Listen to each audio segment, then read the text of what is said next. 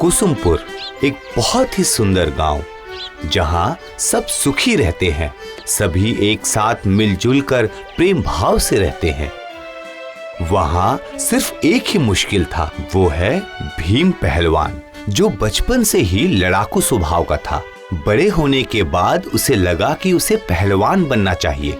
उसने दाखिला लिया एक व्यायामशाला में, जहां वो प्रतिदिन मुद्गल के साथ व्यायाम करता था, दंड बैठक करता था। बहुत जल्दी उसका मसल बड़ा होने लगा, इतना बड़ा कि जिसे देखकर लगता था जैसे कोई राक्षस हो। उसके अत्याचार से पूरे गांव वाले डरने लगे और उसके डर के कारण सारे गांव वाले उसके भक्ति में लीन हो गए।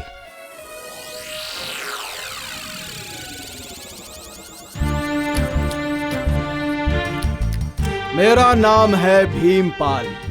लोग मुझे यहाँ भीमपाल बुलाते हैं। मैं हूँ इस गांव का नेता, बाहुबली। बाहुबली जैसे कुछ नहीं करते हैं, वैसे मैं भी कुछ नहीं करता हूँ। लोग मुझे सब्जी मछली सब खाने के लिए दे के जाते हैं। अरे बाबा, मेहनत करके मैंने ये बॉडी बनाई है ना। ये बेचाराम को मुझे एक सबक सिखाना है। वो कुछ ज्यादा ही उछल रहा है, मुझे एकदम भाव ही नहीं देता। देखने में एकदम लकड़ी की तरह सूखा है।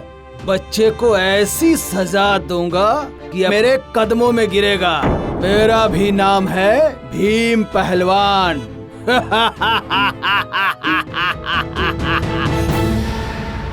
बेचाराम एक बहुत ही दयनीय आदमी था। शरीर से बहुत ही दुबला पतला, देख के ही लगता था बहुत डरपोक है। वो अपने बीवी बच्चे के साथ रहता था। बच्चे का नाम है कुमार और बीवी का नाम था हीरा।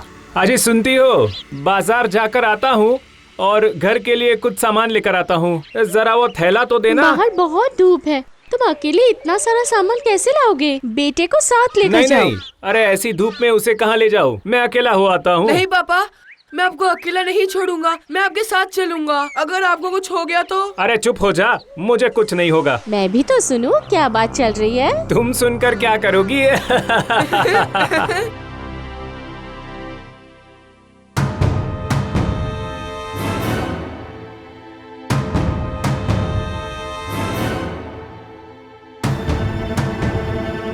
क्या बात है बेचा, आज फिर तू बॉडीगार्ड लेके निकला है? अब क्या तुम्हारे डर से मैं बाजार जाना भी बंद कर दूं? तुम क्या यहाँ के दादा हो? सुकड़ी पहलवान, ज्यादा बड़ी बड़ी बातें मत कर। तू सब्जी और तरकारी खाएगा, क्यों बेकार में नष्ट करेगा उसको? जब तू वापस जाएगा तो सब्जी तरकारी मुझे दे के जाना। मेरा नाम है भीम पहलवान। एक उंगली में उठा के तुझे आसमान में फेंक दूंगा, समझा? आप मेरे पापा को ऐसे क्यों बोलते हो? मेरे पापा ने आपका क्या बिगाड़ा है अंकल? क्योंकि मेरे पापा पतले हैं, लेकिन आप जानते नहीं मेरे पापा में बहुत हिम्मत है। इस गांव में जो भी मुझे देखता है वो प्रणाम करता है, सिर्फ तेरा बाप नहीं करता है। इतना साहस दिखाता है, ये ठीक नहीं है। तुझे मैंने बोला है ना कि जब भी तू बाजार जाए उसमें से एक हिस्सा मुझे दे के जाना। गांव में जब डाकू आएंगे तो तुझे कौन बचाएगा? तेरी हिम्मत है तुझ में हिम्मत कि तू डाकुओं के बंदूक और गोली से लड़ सकेगा? गोली बारूद इस मसल के सामने टिकेगी क्या? नहीं टिकेगी। सिर्फ भीम पहलवान ही झेल सकता है, समझा? प्रणाम भीम पहलवान जी, आपकी कृपा से ही गांव में रह रहा हूँ। आपके ताकत की कहानी तो चोर, दरोगा, पुलिस, मंत्री सब जानते हैं। आप ही हमारे पालनहार हैं। ईश्वर आपका मंगल करेगा। तेरा बाप ऐसी बॉडी लेके मुझसे पंगा लेना चाहता है।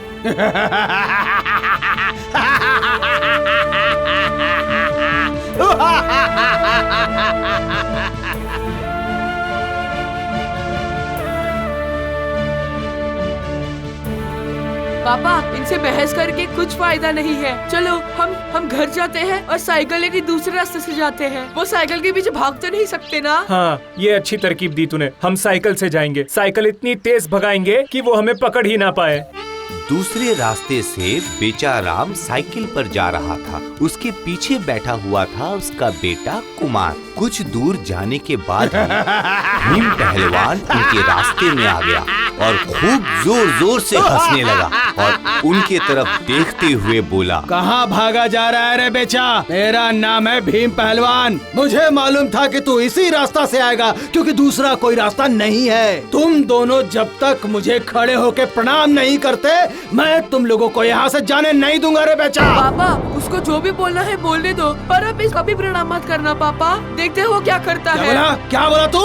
रुक, आज से तेरा इस साइकिल पे चढ़ना बंद करता हूँ मैं।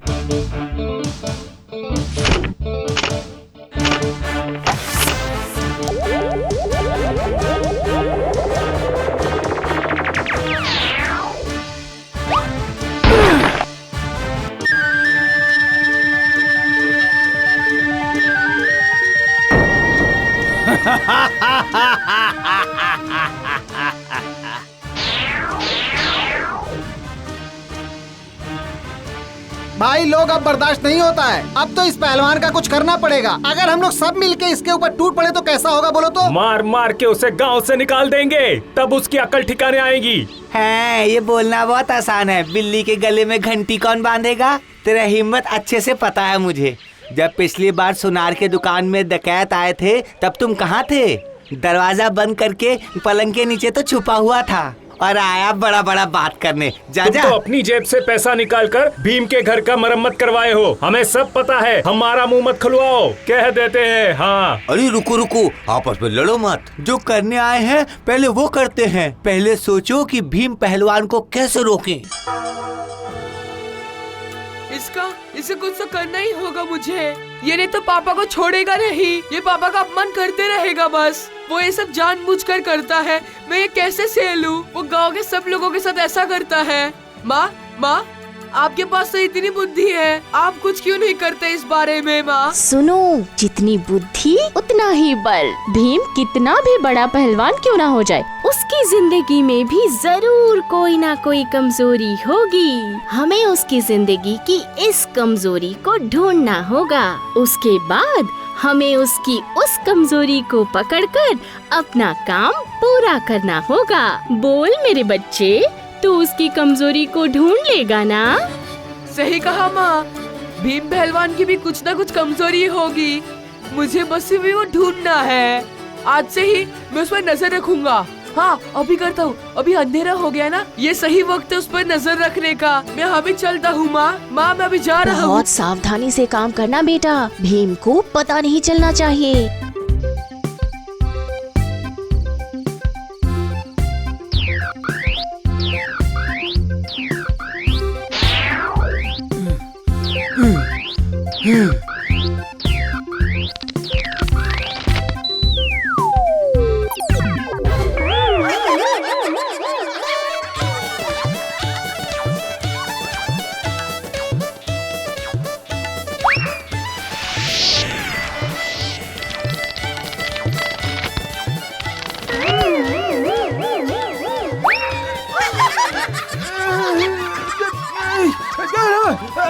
अच्छा, ये कमजोरी है पहलवान की।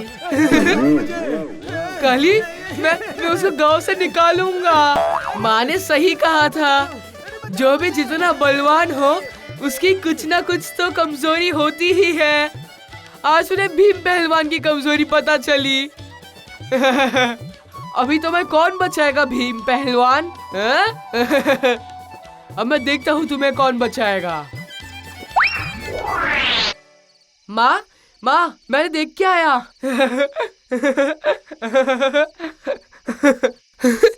माँ, आपको पता है भीम पहलवान सबसे ज्यादा किससे डरता है? आप तो सोच भी नहीं सकती। अगर ये मुझे पहले पता होता था तो पापा को इतना अपमान सहना नहीं पड़ता। वो आपने कॉकरोच से डरता है। वो कॉकरोच से बहुत डरता है। अगर उस पर कॉकरोच छोड़ दे तो उसकी कितनी हिम्मत है वो सब पता चल जाएगा। वो जो पहलवान बना फिरता है वो सब खत्म हो जाएगा। क्या कॉकरोच से डरता है? और वो खुद को पहलवान कहता है। गांव वालों को सिर्फ अपना ये शरीर दिखाकर डरा कर रखा है उसने। माँ चलो अभी अभी कॉकरोच पकड़ने का काम शुरू कर देते अरे हैं। अरे ये कौन सी बड़ी बात है, हमारे घर में तो भर भर के कॉकरोच पड़े हैं। चल चल टोकरी में सारे पकड़ लेते हैं।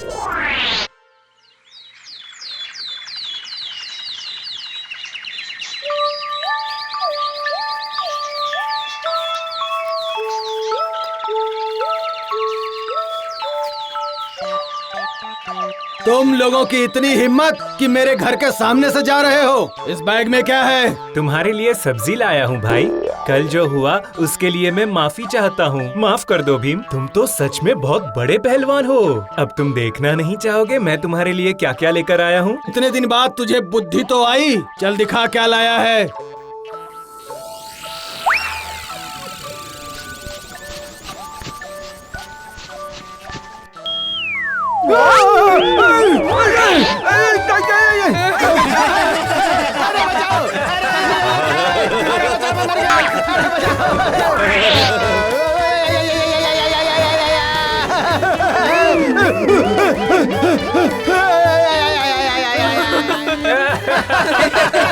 इतना बड़ा पहलवान था तू, आज पता चल गया। अब गांव में दिखना मत। बहुत परेशान किया इतने दिनों तक, अब इस बार मुक्ति मिली। चल भाग यहाँ से। जय कुमार की जय, जय कुमार की जय, जय कुमार की जय, जय कुमार की जय, जय कुमार नहीं की नहीं, जय। मैंने कुछ नहीं किया है। जिसने ये किया है वो मेरी माँ है। अगर ये माँ ने मुझे बुद्धि नहीं दी होती तो क्या मैं इस पहलवान को चूहा बना सकता था?